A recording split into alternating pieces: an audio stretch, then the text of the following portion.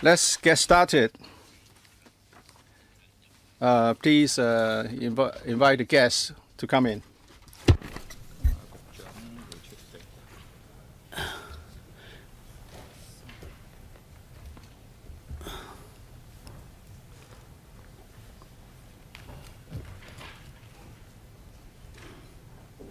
早晨，唔該嚇，局長歡迎你喺百忙之中都係嚟。Welcome, Secretary. Welcome, and thank you for taking your valuable time to attend our meeting. How wonderful it would be if every secretary acts like you. Today we have Mr. Siu and Mr. Ho as our main speakers. Last time we were at paragraph 3.1, 3.3. Who would ask questions first? Mr. Ho? 3.13. For the parts before 3.13, we're talking about inspection of livestock. So today, we should start with 3.19, live aquatic products. Last time when the SAR government representative attended our meeting, we asked them questions. They said they had to check. I hope they are well prepared today. Part 3, 3 parts. Pigs, cattle, and now fish. There is a common thread to all these, and that is the amount that they declare might be different from that in the hygiene certificate. For example, you declare that there are 1,000, but then are only 800 in the, or maybe the certificate states 1,000, and they may have imported 800.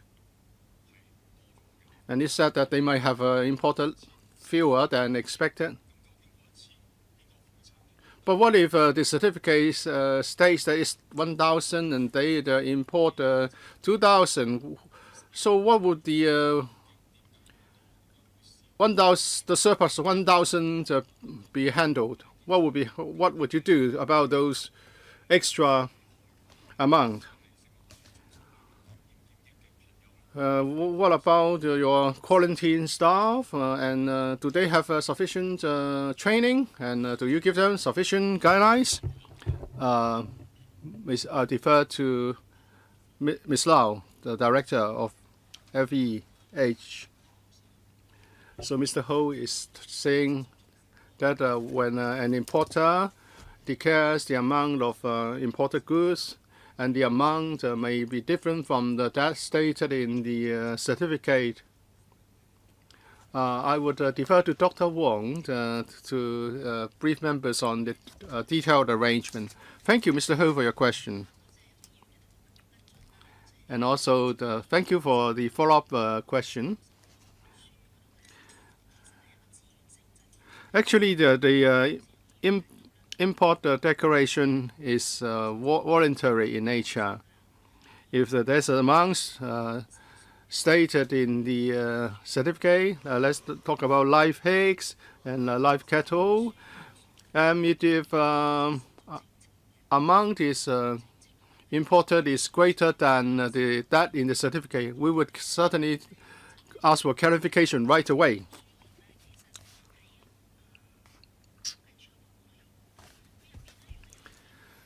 As you can see from the audit report,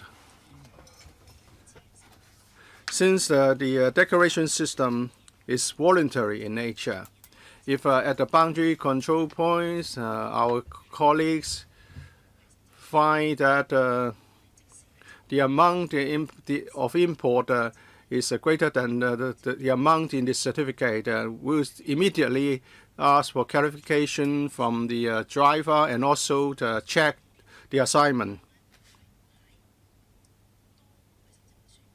So the important question is, if the actual amount is greater than the amount in the certificate, we will check with the customs authority.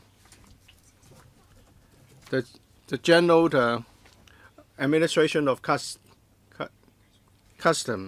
of GACC.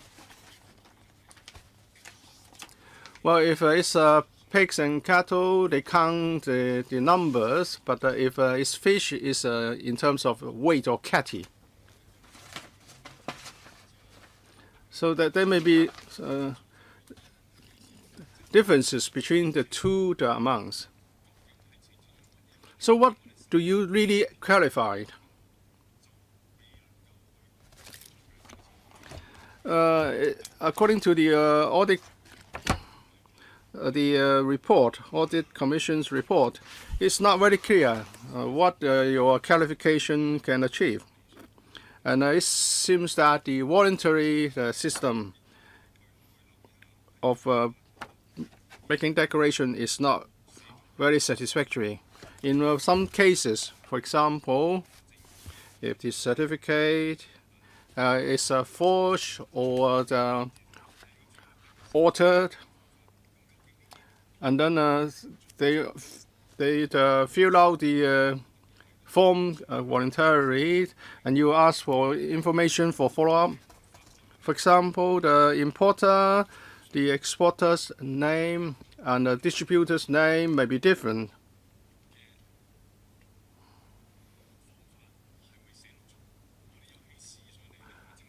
Can you really get hold of all the information for future communication?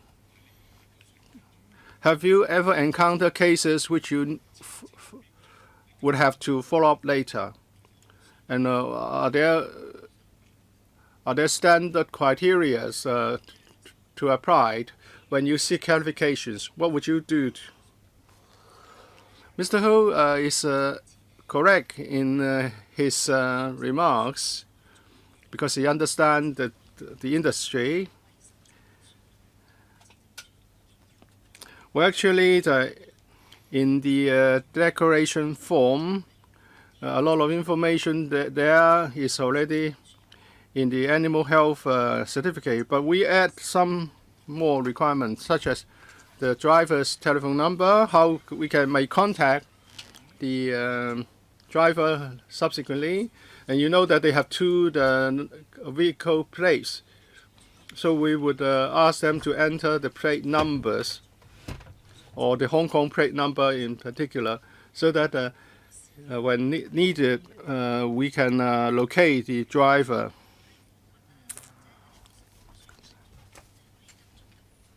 And so that if there's a need to follow up, we can do it more quickly. And Mr. Ho asked a question about what we would do if there's a difference between the amounts in the two documents.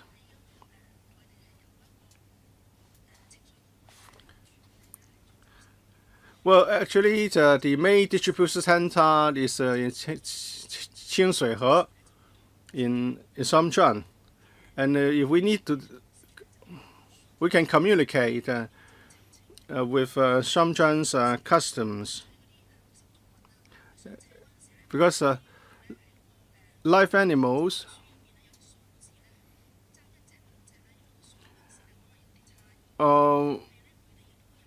should have been counted, but there may be a difference of one or two animals.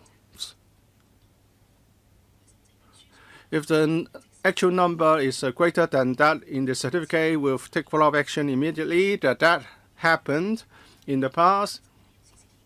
And they have CCTV. They will count again because every consignment involves a large number of pigs. And every truck will carry 40 or so pigs. So maybe they have just brought in 30, and there may be a difference. So the certificate states that it's 40, but we actually see 41. We will immediately clarify with the Shenzhen customs.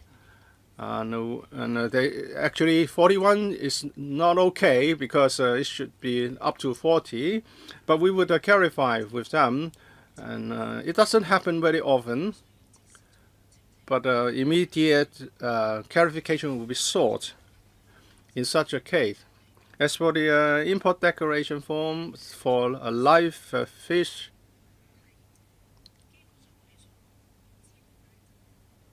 the basic information we need is the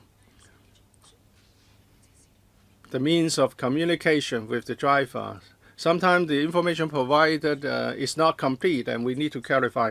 Let me stress again that the declaration system is a voluntary system. We just want to get more information, such as how we might contact the driver in case of a need to follow up. Two aspects here. Let me clarify my point. Have you ever encountered a situation whereby you have more live pigs or cattle imported than the amount stated in the certificate? You check the CCTV. They check the CCTV. How could you verify? Do you believe in the customs verification, or do you believe in the information provided by the supplier or exporter? I think food safety system should work like this. If there's a problem, you would contact the exporter, the importer, and the distributor. Do you have their telephone numbers? Have you contacted these parties in the past?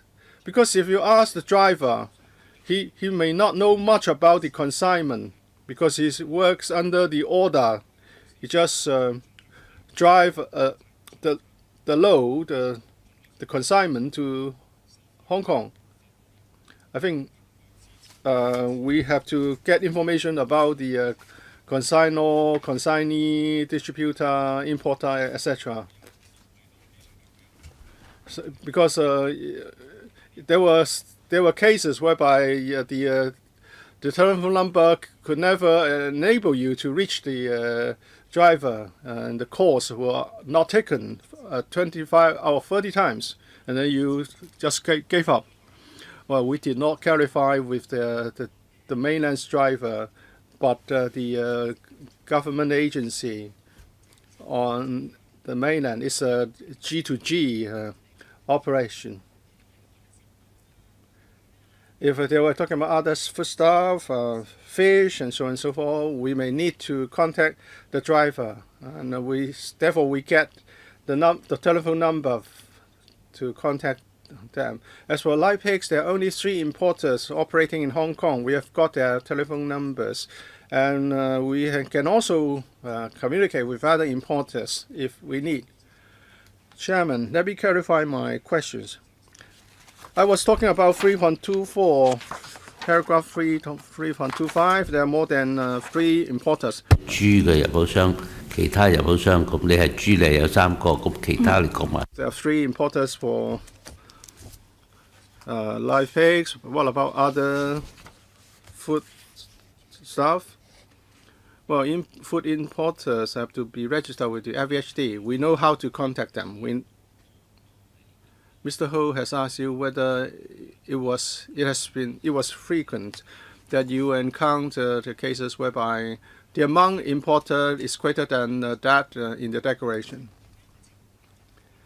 Yes, sometimes there's a difference. We would cross-check the information every day, and we maintain close liaison with the mainland's customs authority. If you ask for the exact number of cases, I'll have to check first. So this happened during our day-to-day operations. I think she has not responded to my question fully, especially live fish. Your communication, your clarification is sought from the mainland authority. Do you have the telephone number of the consignor, consignee, importer and exporters? And if there's a problem, would you conduct your own investigation, or would you contact the mainland authorities? For mainland exporter, the contact and so forth.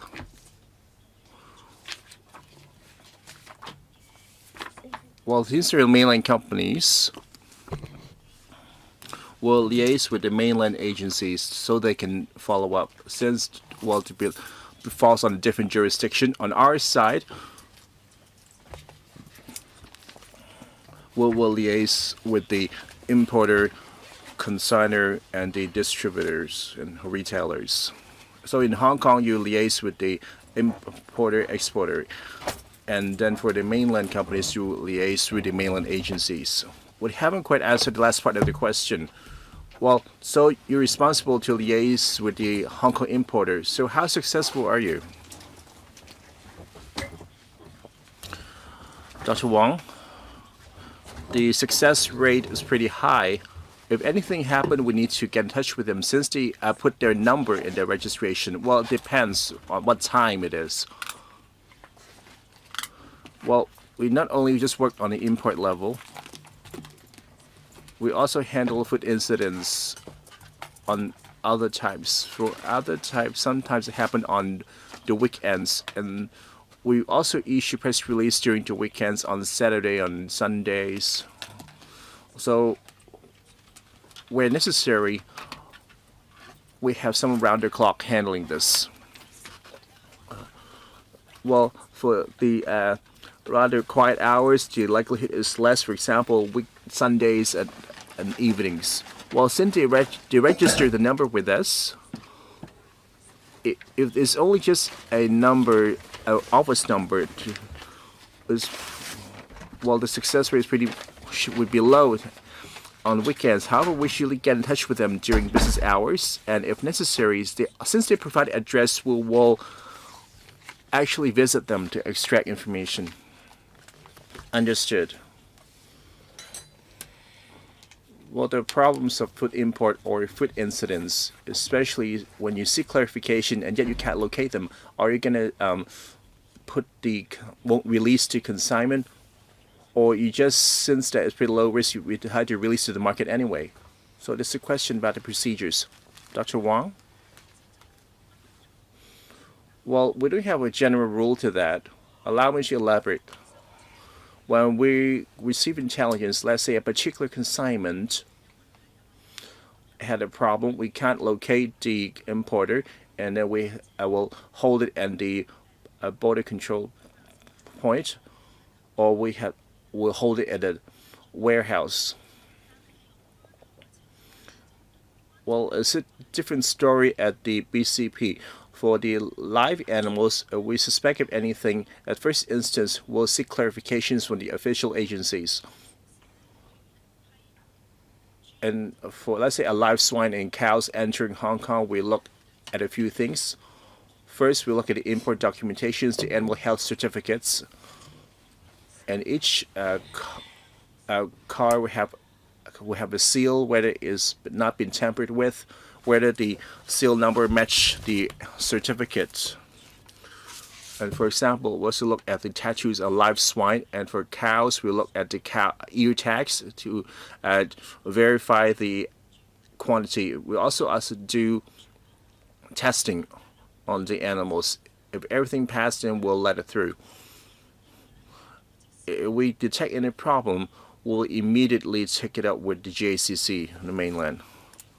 Mr. Ho?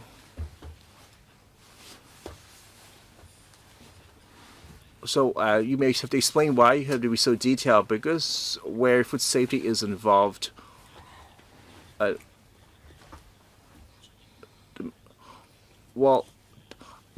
focus, how do we address these issues and deal with variations like this, and Dr. Wong's response, I'm not able to assure me. Well, let's not talk about assignment. How about for live animals? If the actual quantities exceeded that stated on the animal health certificates, if the mainland agency clear you, then it should be fine. And yet you cannot locate the Hong Kong importer. Well, for the import of live animals, well, it usually don't happen within normal business hours. What does that mean? That the importers on the Hong Kong side, well, if they're providing us with a number only valid during their business hours, is probably not realistic. Well, we have the same problem with live swine, and we cannot locate the importer. Let's say the buyer maybe went out to Yamcha. To make the system work, we have to able to reach them when we're doing our work. Otherwise, it will be preventing us from certifying them as safe. That's why I'm going into such detail. That's why I'm asking about the success rate, and you're telling us there's no general rule to that. So why? Well, very often this doesn't happen within business hours. Well, you cannot tell us what's your enhancement measures, and the ministry's response to the other report, and only Mr. King, but okay, we didn't aware of the problem, but there's just not much mention of the specifics or and actually targeting the loopholes or addressing our criticisms and making the correct response. I hope you understand why we have a line of questioning. I hope you can provide it with the correct answers. Dr. Wong, now you understood what the true problem is. I hope you can explain. Well, one more thing. She haven't quite answered. If there anything happened, if you can't locate the importer, would you hold the consignment? Well, we start on 3.24. Some of the consignment need are different as shown in this import documents. And how do you manage to locate the consignee when it's shown differently on the end of certificate?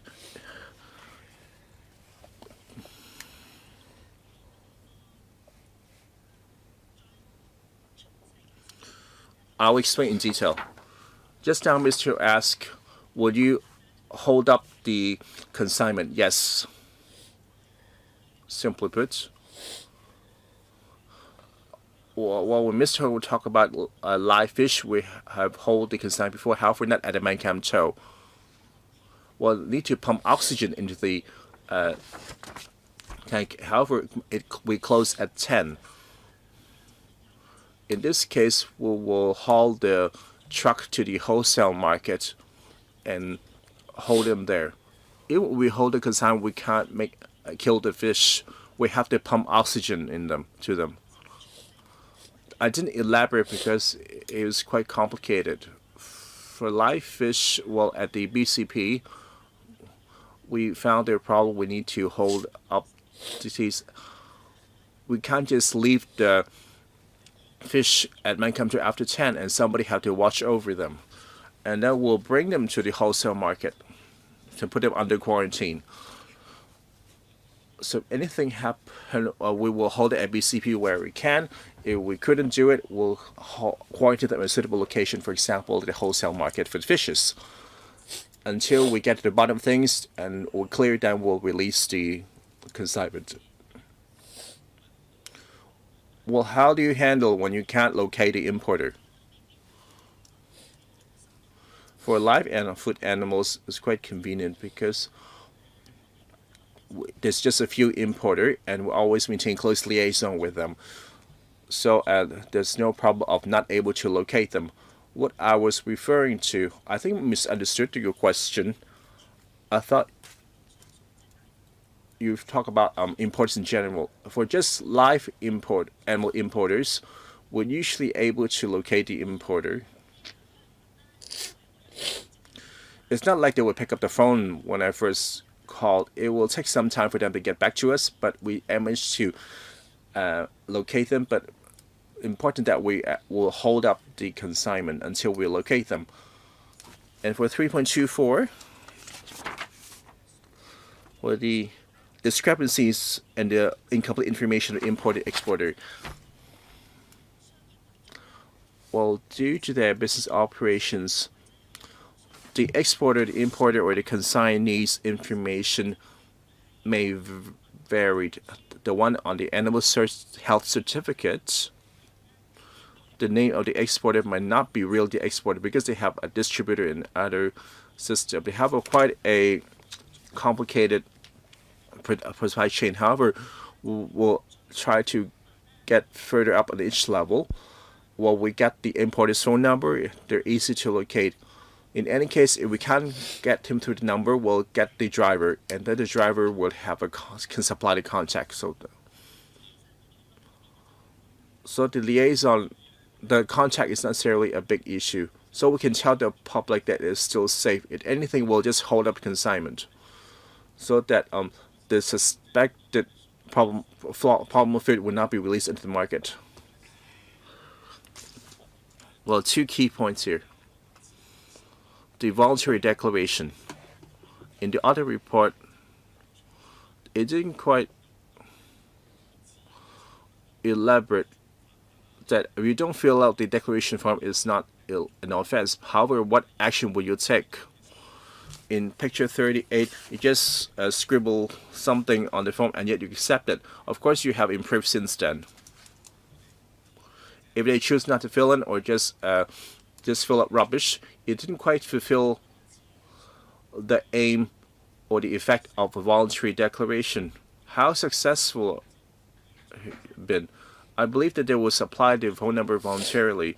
So why are we seeing this photo 38 and it is a widespread phenomenon? Who will take the question? Thank you, Chairman and Mr. Wong. We need to fill out some information on the declaration form. We most wanted their contact.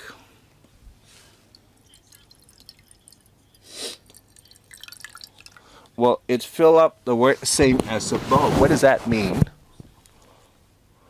I think they're referring to the importer's contacts. For the declaration form, some of the information is already featured on the animal health certificate. So you need to fill the address and so forth. Some of the drivers, well, just want to save time.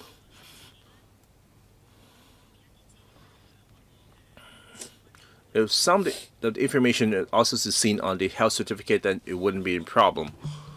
Of course, we most want them to put out their license plate number and telephone number. And in response to the audit report, we have taken a series of improvements. Even though it is a voluntary declaration, if some of the information doesn't match with the certificate, we'll seek clarification from the drivers right away. So that's one of our improvement measures. So maybe another question is something along those lines. I believe that the safety risks remain low. However, some of it had to do with outdated technology and procedures.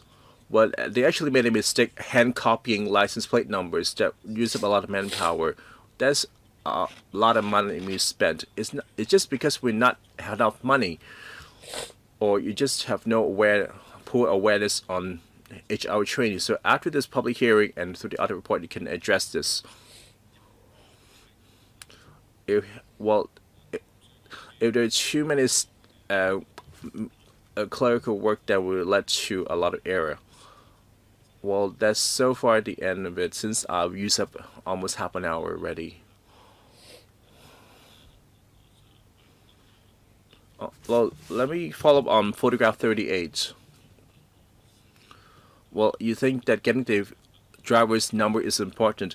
There's no information on the form whatsoever, just scribbles.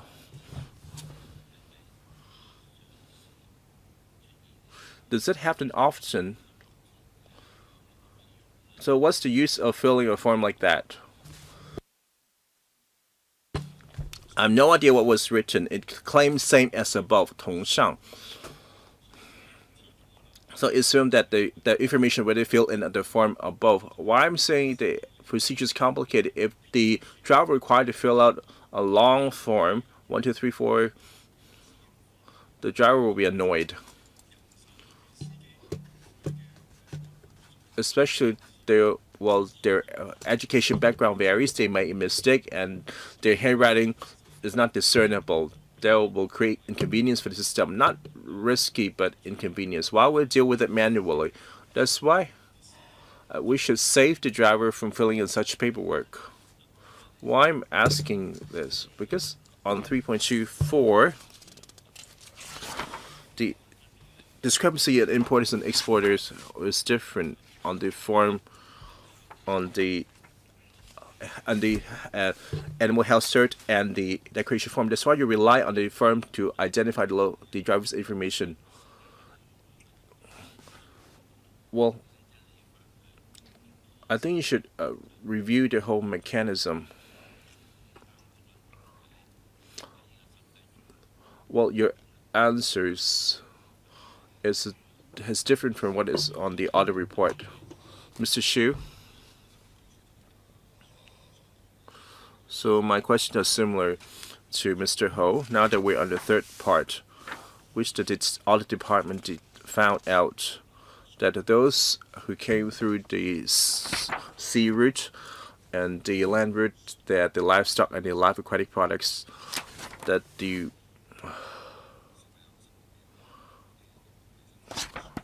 food declaration form and the animal health certificate are showing great discrepancy, just like in table 13, that the various consignment number on the food declaration form state that's 62 kg, and then the declaration form only fill out 4,000 kg. Another case, they state at 6,000 kg, and the declaration form is only 4,200 kg. So in each case, we talk about exceeding by over 1,000 kg. Well, the general public looking at this audit report found that why the animal certificates is issued by the mainland authorities versus the information filled in the declaration form is showing such huge discrepancy. Well, just now that Dr. Wang had explained that the declaration form is simply a voluntary measure in which the drivers can fill out casually, so they can either fill it out, choose not to fill it, or just fill it arbitrarily.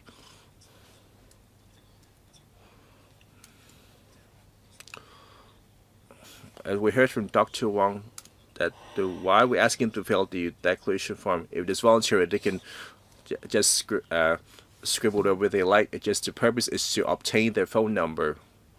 So why just ask their fill the phone numbers instead of asking for other information? Thank you, Mr. Xu's question. Well, his question has a point. This food import declaration form, when it's first launched, was for the purpose of food import. So some of the information will be duplicating the ones in the animal health certificate. However, there are other information that wouldn't get hold of. Like Mr. Ho and Mr. Shaw mentioned, whether the driver need to fill out so much information that we can look into it. Well, it's important they can supply what we want to know. If for the information already on the animal health certificate, we can consider removing the fields. It will also expedite the clearance process and also for easier checking. Mr. Xu? So just now, the CFS claimed that it is proposed to check against the animal certificate issued by the JCC. Well, besides having the farm code, they also be under the surveillance of JCC. That's why we trust this health certificate. With this, you're asking the driver to fill out the form. Well, besides taking such time, well, It also means the accuracy, whether the driver can fill out the form accurately. That would let you greater likelihood of filling out them committing mistakes. And most importantly, it's not necessary. Well, your colleagues have been asking the drivers to fill unnecessary information. If the submitted quantity is lower than this health certificate, then we'll just let you go. And now we're catching cases where you exceed the health certificate. And well, the driver seems to be making a guess. 嗰份嘢嗱，我 unless he has the certificate in hand. So I'd like to ask about the flow of work. Well, the driver may not necessarily be having the animal health certificate in hand as he crosses the border. So as he crosses the border, driving his lorry, is it that 100% he has to stop and go past the office to go through the procedure? Can you elaborate on this? As the driver goes past the BCP. Thank you for the question. Let me take Mr. Shu's question, but before that, let me say more about the food import declaration form. Regarding the form, why do we require particulars to be furnished in the form as they are already contained in the animal health certificate? Back then, the form was designed in light of other food products that do not come with animal health certificate, and that is why extra information was required. Now, for live food animals and live aquatic products, they all come with health certificates, which is different from other ordinary foods. So that is why, for the food import declaration form, we require information that is already available in the animal health certificate. That's a legacy issue. So sometimes when information can already be found in the animal health certificate, our colleague would not mandate that the driver provide the same information again on the declaration form. It will be done on a voluntary basis. To take Mr. Shu's question on the workflow, at the time of import, well, that should be the import documentation, and that means definitely the animal health certificate. And after arriving at Mankamto, we would check the information, the animal health certificate and other information. Because the whole lorry and the container should be sealed, and there should be a number on the seal. So we would check the animal health certificate against the number of the seal, and would also look at the food import declaration form, and also the testing result. And if the testing result is not problematic, we would release the consignment. As for live bovine and live swine, we would check the tattoo of swine as well as ear tags of bovine. For a fish, they come in large consignments. We take a risk-based approach as a result in checking the consignments. Well, Dr. Wong, thank you for giving us an explanation. Well, it's really the first time we heard about how difficult and how cumbersome your work is. So you do have the form relating to food import, and you also have live bovine, swine, fish, etc. that come with animal health certificate. So to pick up on Mr. Shu's point, if you use a generic form for all the foods and require so much information, which you won't use anyway, you are adding more on your plate. This shows a systemic problem, because from time to time you require more forms to be filled in without conducting any review. We need to hold a meeting and seriously consider whether it is necessary to have these forms. You really need to review the situation. You have 2 doctors here, and they are in charge of everything, including the documentation work, and it is quite impossible. Mr. Ho just now already made it clear that you need to review the existing system. You have data capturing. You can make use of computers. You personally may be aware of what's happening, but you can't work around the clock, and you need to have a good system. You can't rely on manual work. It shows the flaw in your system. Unless you have people checking everything around the clock, well, we allowed you a long time to elaborate on your answer. But it really shows a weak point, which is a major one, and that is you do not have a good system regarding foods with animal health certificates and foods without. And what about the drivers and the taking of pictures? I think you should go back and give it a thought. Chairman, allow me to elaborate on this point regarding the Audit Commission's work and the PAC's work. Through and through, we have identified our inadequacies in the information system, and starting from 2016, we have begun to make preparation, and with the support of the Finance Committee in 2017, a post was created which is of AOSG C2 grade or D2 grade, EO grade, that comes under the CFS. It's a 7-year time limited post. Instead of risk assessment, the post holder is in charge of the information system, and in 2017, towards the end of the year after this division was set up, we already commenced work. In particular, food import system is the key area that we need to upgrade.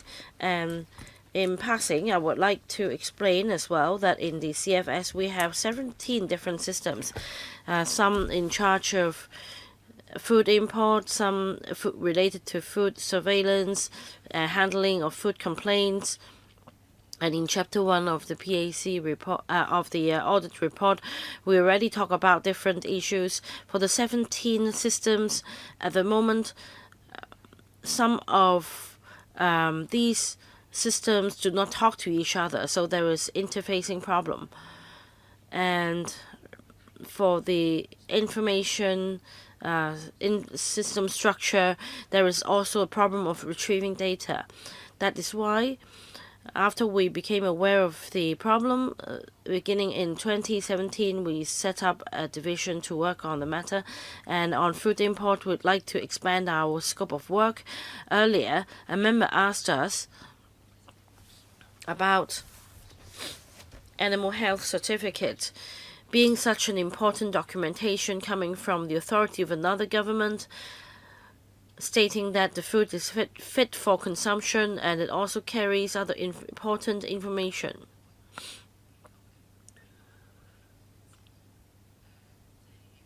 At the moment, we do have the arrangement of electronic certificates with 4 other overseas agencies or authorities. As mainland is the major exporter of controlled food in Hong Kong, we would like to make an arrangement with the mainland authorities as soon as possible so that certificates can be retrieved electronically, be it live bovine or swine, etc. We hope that the certificate can be issued and transmitted electronically so that the certificate can be transmitted to our own IT system, which is being developed at the moment for the import of live bovine and live swine, so that we can save the work of copying information manually. We're working in this direction.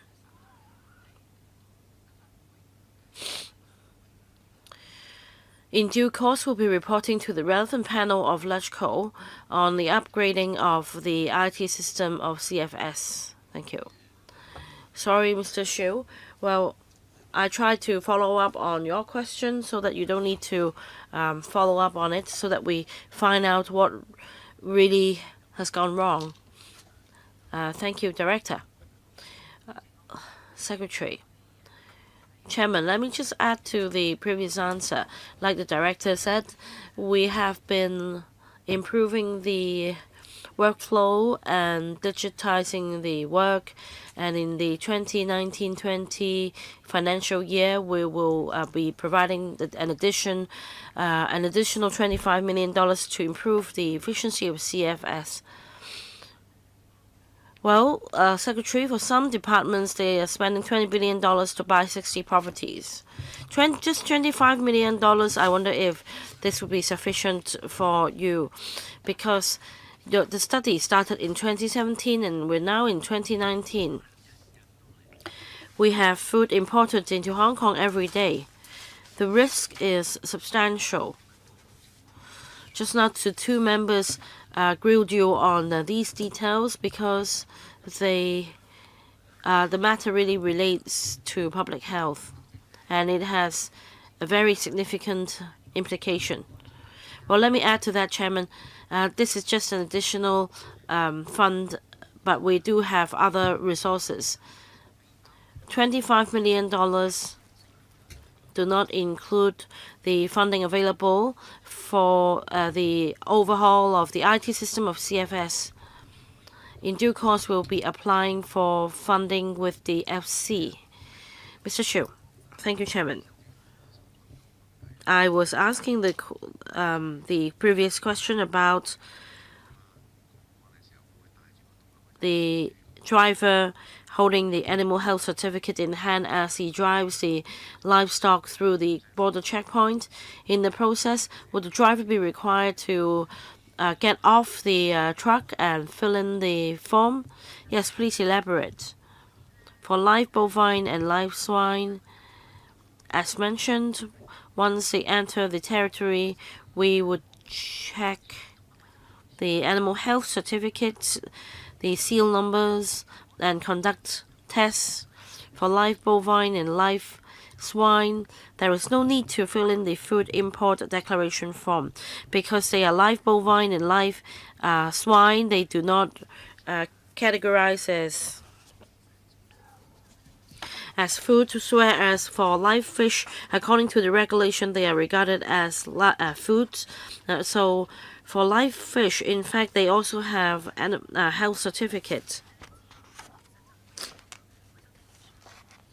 And in fact, the certificate would contain certain information already, whereas for live bovine and live swine, the driver will not be required to fill in the food import declaration form. We will just check the animal health certificates, the seal numbers, and the tests. So for live fish, let's say if you have a truck of live fish coming in, and the truck will stop somewhere nearby, does it mean that all trucks will have to stop there, and then the driver and the assistant next to him will need to go to your office and submit the form for inspection? Can you elaborate on the procedure? He asked 3 times already. Now, the driver will not be required to attend our office. What happens is that they come through an aisle, and then the colleague would do the inspection. There is no need for the driver to get off and go to the office. At the inspection yard, the documentation will be given to our colleague for inspection, and if it passes, then the consignment will be released.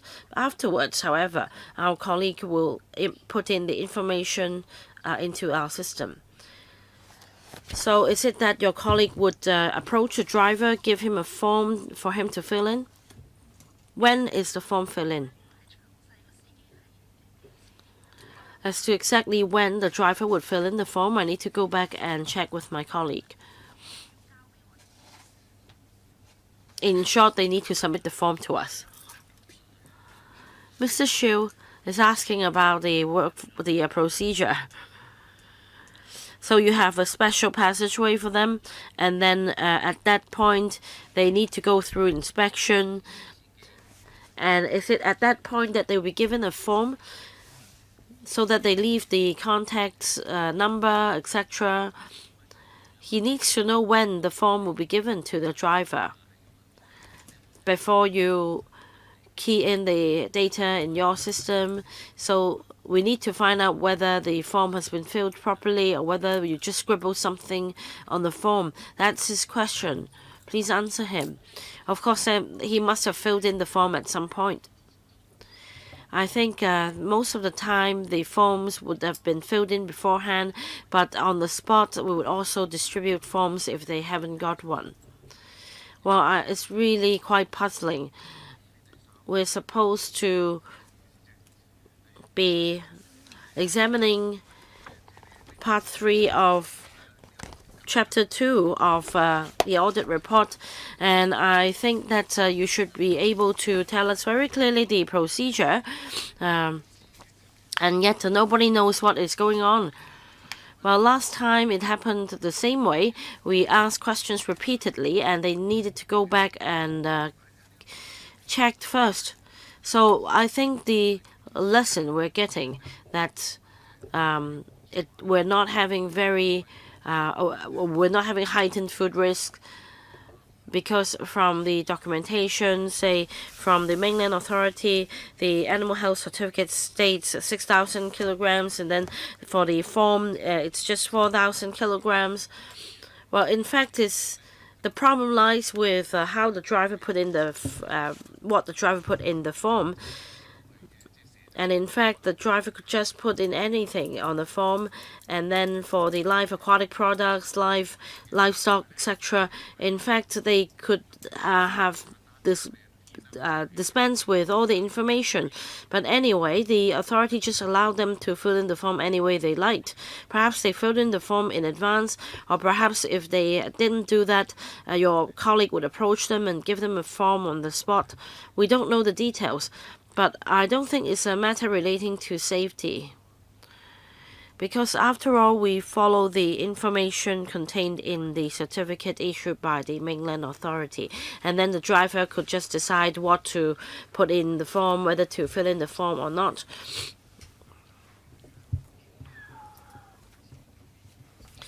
We need to check your work in upholding food safety. At the same time, we need to conduct value for money audit and see whether after deploying resources to your center is doing work properly. Whether the driver fills in the form beforehand or whether the driver fills in the form on the spot, whichever way it is, I think the procedure can be streamlined. Mr. Stephen Ho also mentioned just now that in fact the whole form can be dispensed with. There is no need to fill in anything. I won't blame the frontline staff because, well, if the driver doesn't have a form, the colleague would pass him a form, and vice versa. There is no policy or decision making involved. What about the management up there? The problem should have been identified. There is no need to fill in such a lengthy form. You can put in just a few words, or you can have a whole paragraph there. And in fact, if you could spare this process, you can save your colleagues work in checking against the certificate. So which level of staff is in charge of making this decision? Perhaps not as high as the director. So what rank below the rank of director is in charge? Which rank of senior civil servants should be the gatekeeper? Now for the rank and file, I won't blame them. They just follow orders, putting chops on documents, etc. I think the director already answered that in 2017 they began the comprehensive study. And perhaps, Director, you can further out your answer and explain to us about your study. Just to answer Mr. Xiu's question.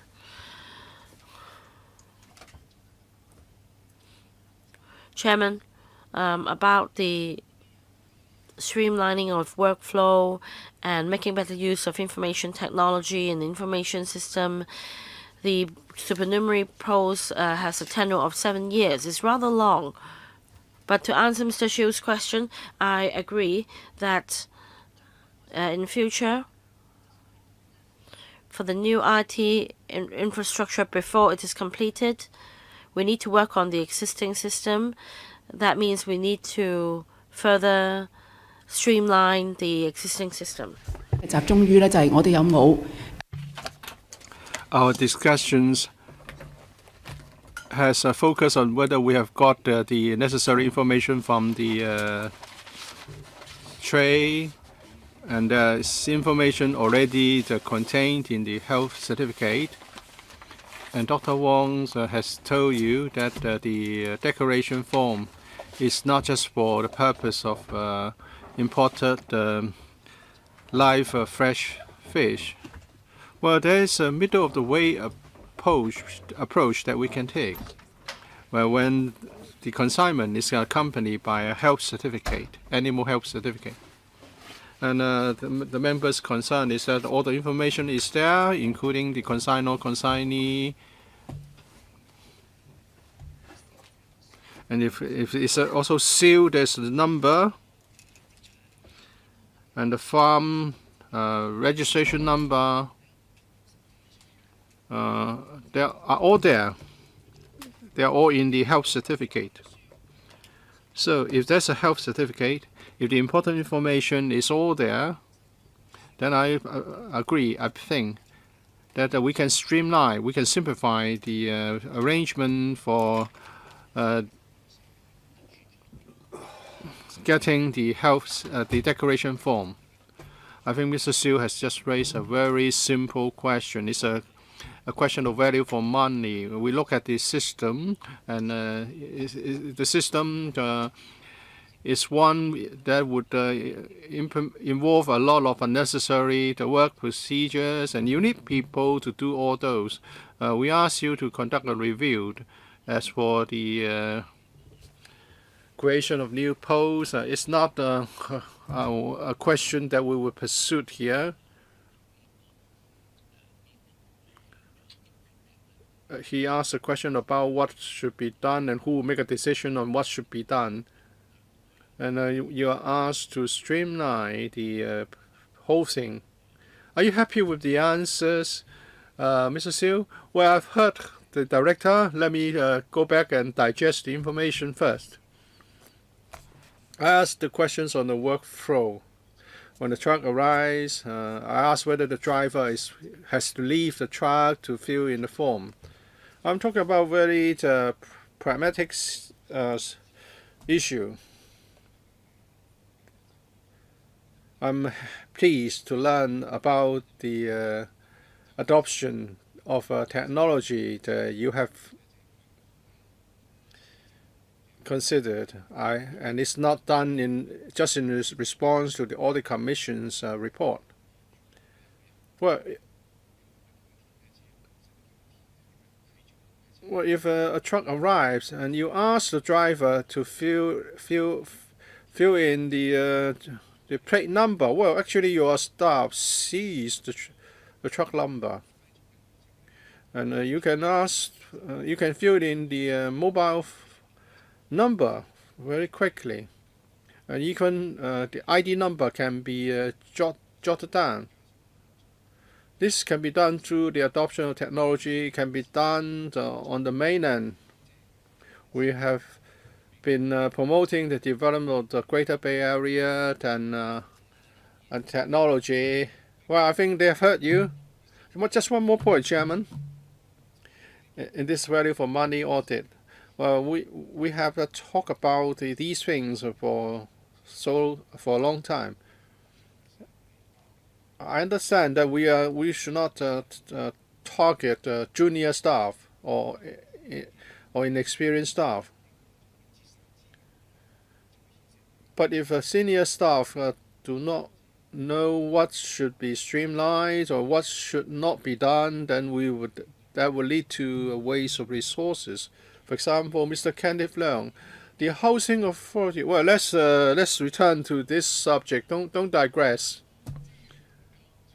They have got so many resources, and then the HA has been wasting resources.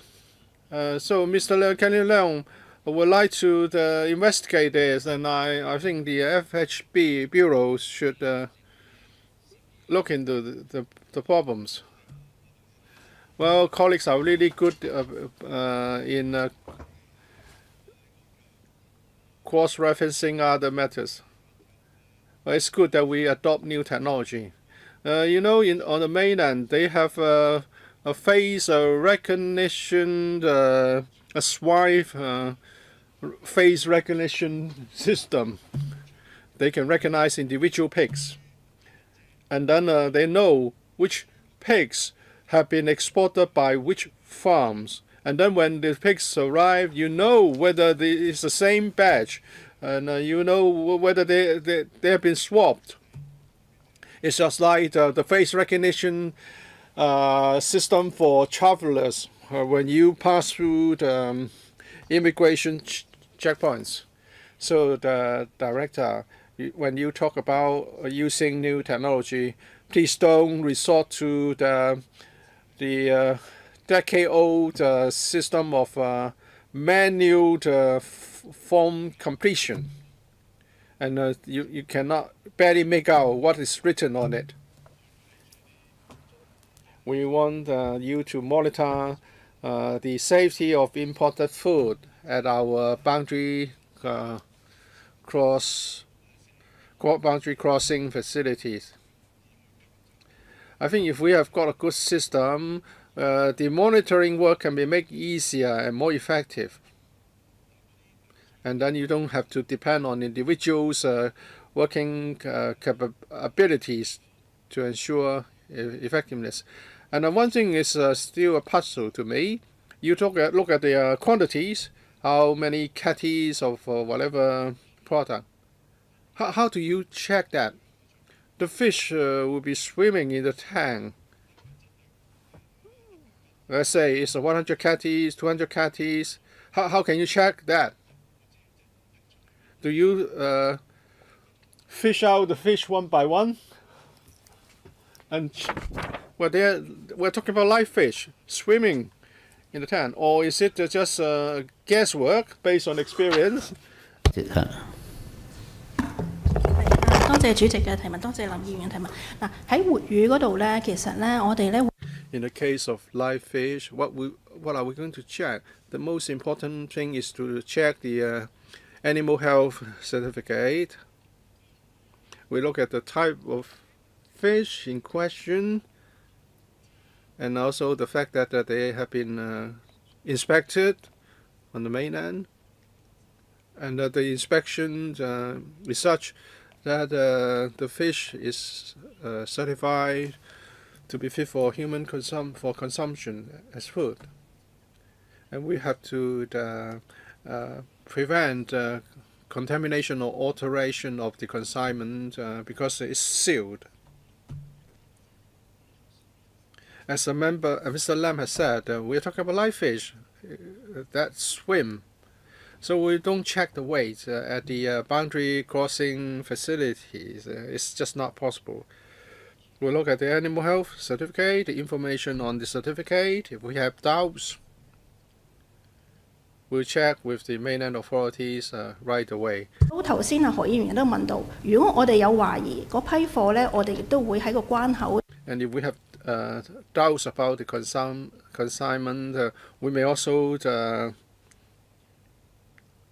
intercept the consignment and from the market. We won't check the weight at the boundary crossing facilities. Oh, that's understood. And it said that the animal health certificates, and also there may be a difference between the quantities in the certificate and the declaration form. And the reason being that the driver may just guess the amount, the quantities. Maybe the driver give you the true quantities. Can you rule this out? It's not just a random information. Maybe the information in the form filled out by the driver is the real one. Well, we have asked questions whether you need all the information. You ask for so many documents. We have looked at this from the value for money perspective, and that's how we assess the system. Well, maybe the information is real. I don't think they will mind if it's real or not. You cannot rule out that the information from the driver is correct. Can you really rule this out? That the driver gives you the right information? Let's look at table 13. 6 consignments. Some of the consignments were not declared. The driver knows the gross weight of the consignment. First of all, the declaration form system is voluntary. And in the case of live fish,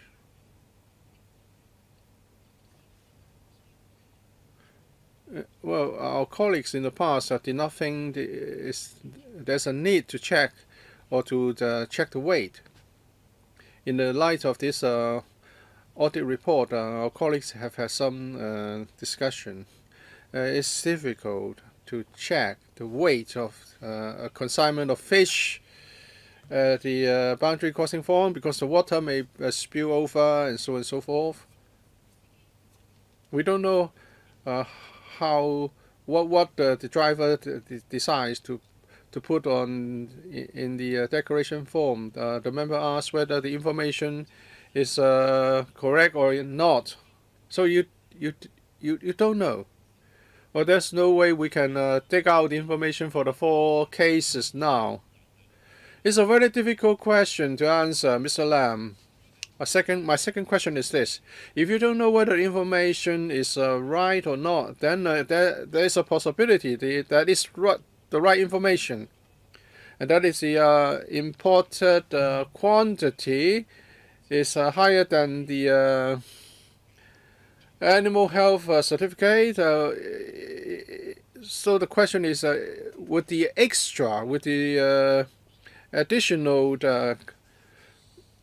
quantities be from unlicensed, consignor or farms? I think you have to ask a question about table 13. That is the actual amount is higher. Well, we don't have the information now because this is a review of the cases. 6 consignments, 2 did not. 2 for the 2 consignments in questions, there was no declaration, and then there was a discrepancy. The case 8, consignment 4. There is a discrepancy of 1,000 kilograms as to whether something else got mixed. But there's a seal for aquatic product. So we look at the official certificate, which would tell us the origin of the aquatic products, and they have got a registration system They have a register system for farms who are providing such products to Hong Kong. And as soon as the consignment is loaded, it will be sealed and there's a number. So at main control, we'll check that the seal is intact. This system prevents any mixing or swapping of aquatic products in the course. Have you explained to the Director of Audit that this form would not be seriously screened?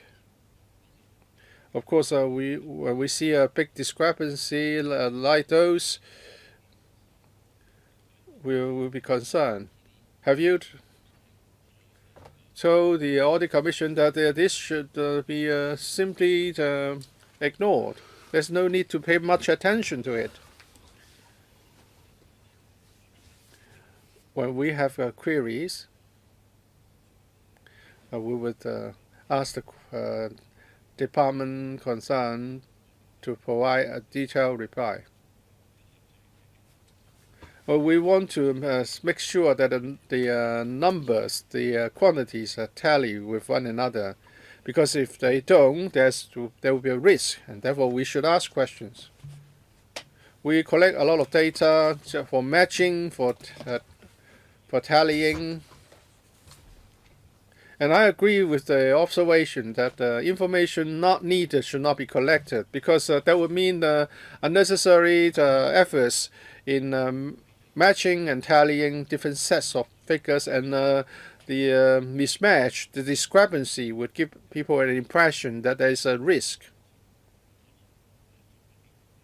We're not saying that they should just simply give up past practice. They should take a serious follow-up action into the review. Mr. Lam, well, it's very difficult now to investigate why there's a discrepancy and which is true and which is not correct.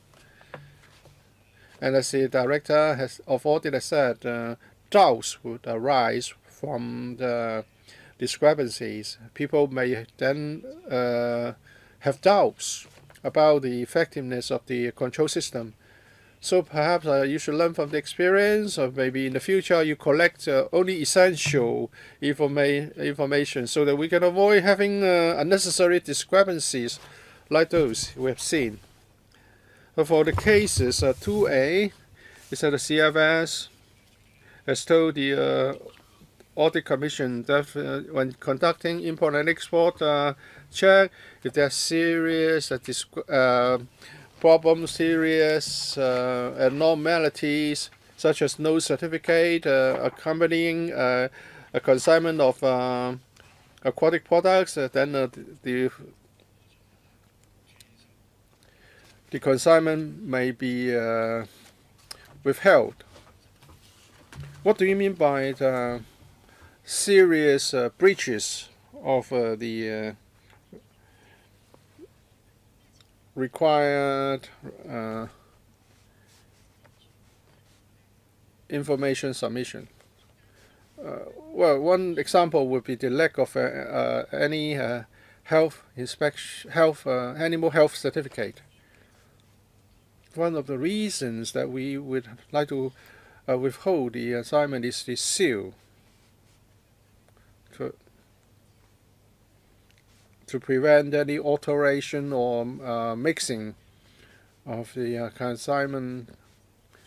We check the number on the seal and the number on the certificate. If the two don't match, we will withhold the consignment. If we have one number on the animal health certificate and another number on the seal, that we would take immediate action to clarify the matter, and the consignment would be withheld. For the last financial year, how many consignments were stopped from importation? regarding live aquatic products, how many cases?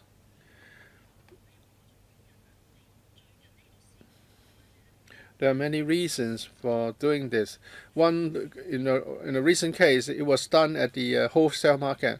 For the year as a whole, in 2018, there are some individual cases where we found that the number on the seal were different from those in the certificates. If we find a problem, then we will do something at Mankamto. How many cases, Dr. Wong? So just tell them the quantity last year. If not, you can just look for the information. For the exact figure, let me verify before I provide it to you.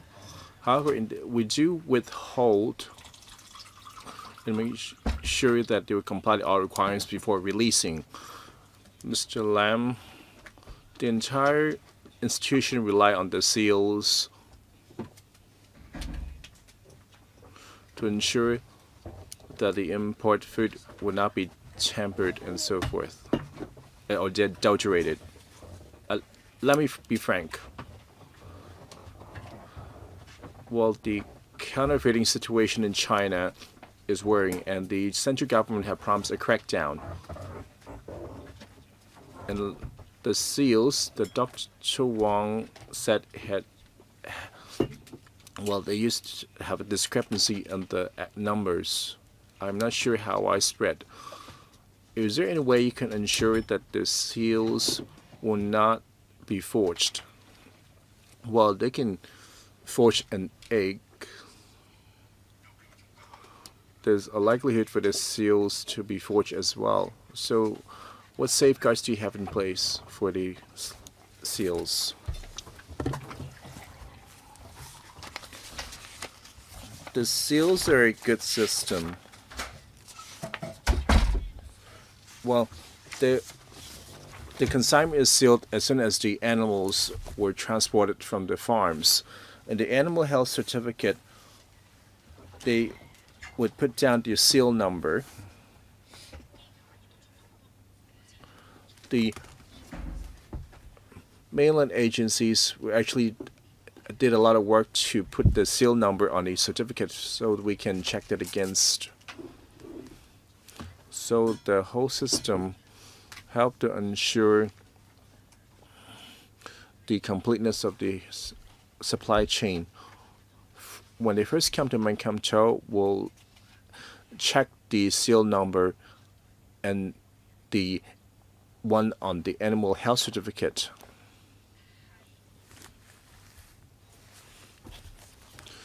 So the whole system is safeguarding against tampering. After your question, we'll take a 10-minute break. So, Dr. Wong,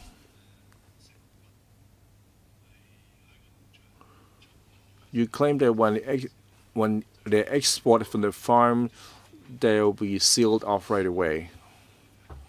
In the past, we read the news.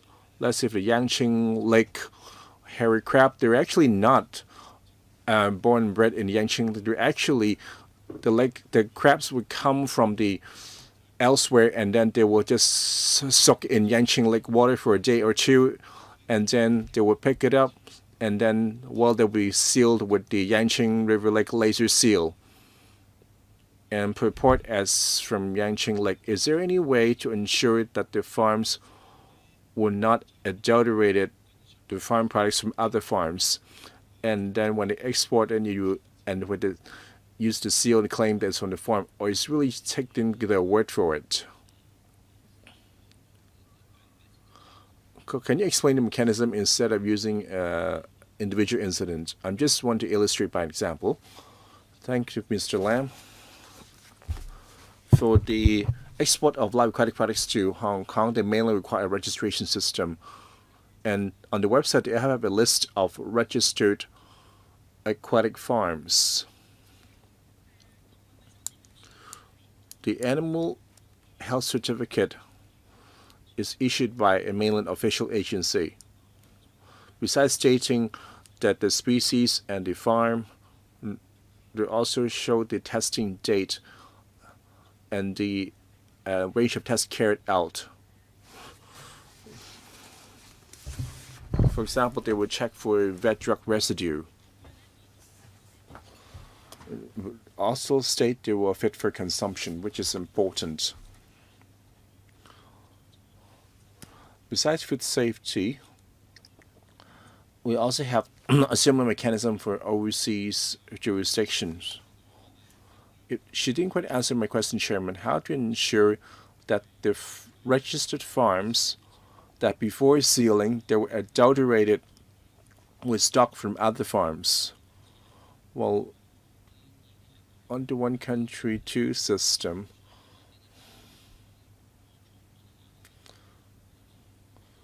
in which this is a government requirement on the farms, is difficult to challenge. Well, I'm not challenging them. If you're restricting on the use of veterinary drugs and testing standards, well, that's the rules by the local government. I just want to know if they're aware of that. Maybe she have stated all the measures been taken. Vivian Lau, Director of Food and Environmental Hygiene. So the questions stem from the information on the health certificate. And Dr. Wang had already explained what information available on the form that can inspire public confidence. Well, on the information on the animal certificate would actually include the farm code and the name. As for the farm, whether have any motive incentive to adulterate, if any case happened, we can actually trace back which consignment of fish from when and where.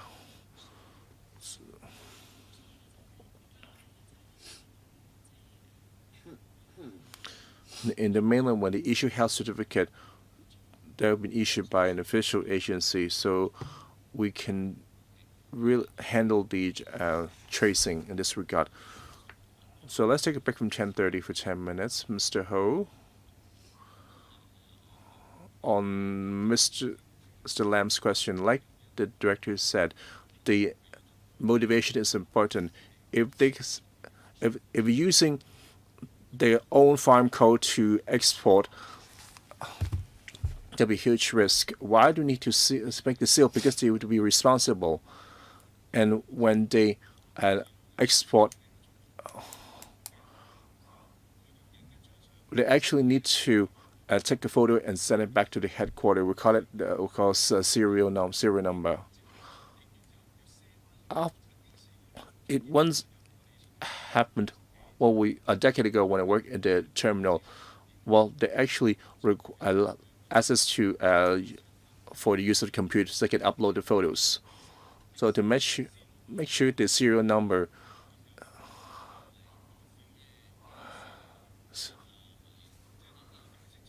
so we have to explain is that the serial number is fixed by the farm or the officials. Well, it was worried about the adulteration. That's why we enhanced the procedure. I want the public to know what this meeting is focused on. Well, what Mr. Ho's concern about adulteration, this is not a food safety. Well, at the end, the testing will be done in Hong Kong. And if it so happened, the CNE will prosecute under the Trade Description Ordinance, for example, imposing on the place of origin, which is not covered by this audit report. Thank you, Mr. Ho, at the sector rep.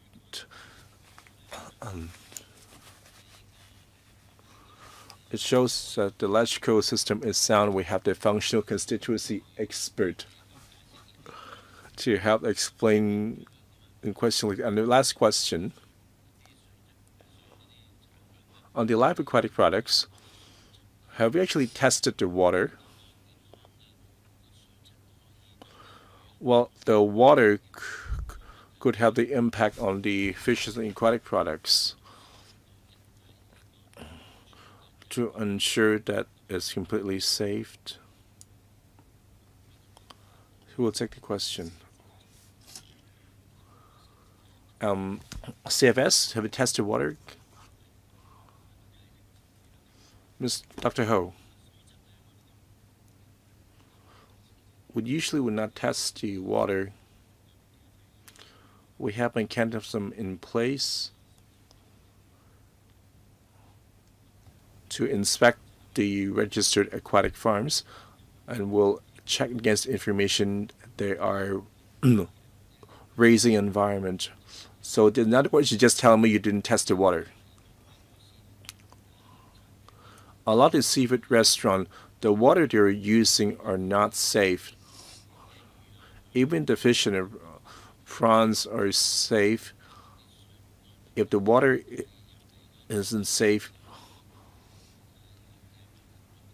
well, they just want to get the bottom situation. Just you didn't haven't do any testing. You just have to trust them that the water is safe. Is it? Yes. When we inspect the farms, we'll take a look at their records and their water quality control. And for the live aquatic products being kept, we check their fish tanks. Well, they're under seal and they arrived in Hong Kong. Do you do any random checking? Besides checking their weights, have you checked their water quality? Well, I'm asking yes or no. Would you consider this? Well, this all related to food safety. Deputy Secretary, Mr. Feng. And on the water in fish tanks and seafood restaurant, they have been tested under a different mechanism. And the water used during transport, we have to check the actual product because we are consuming the fish itself. And the CFS will conduct different chemical testing on different fishes. Yes, we got that. I understood that you're testing the live aquatic products. However, since they are swimming in the water, if the problem with the water, the seafood will be at risk. I'm asking this: if you didn't do any testing, just say so.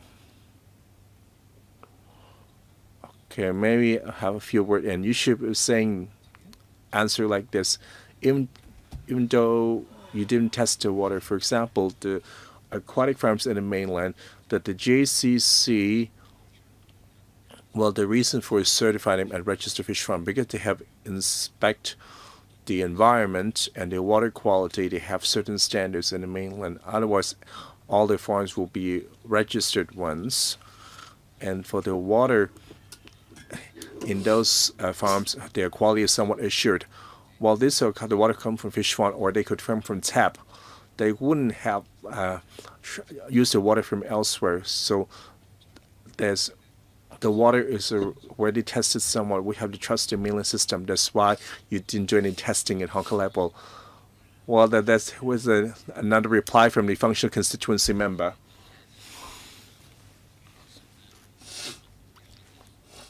The Dr. Wang's response was that they would withhold the consignment. They actually need to take back to the fish wholesale market to pump oxygen. Well, but from the fish farm to Hong Kong, the water quality may change, even though, well,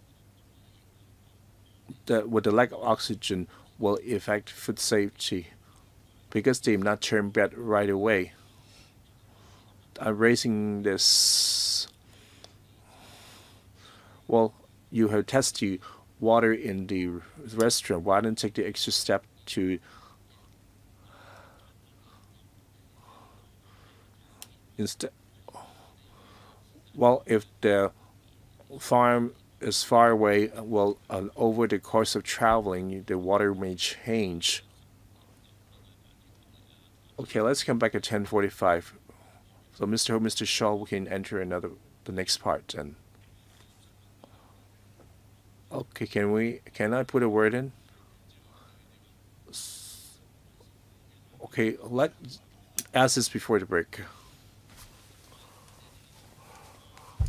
We need to draw a line.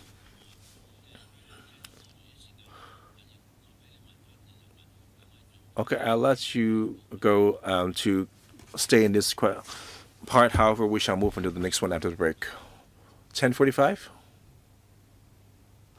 唔可以着。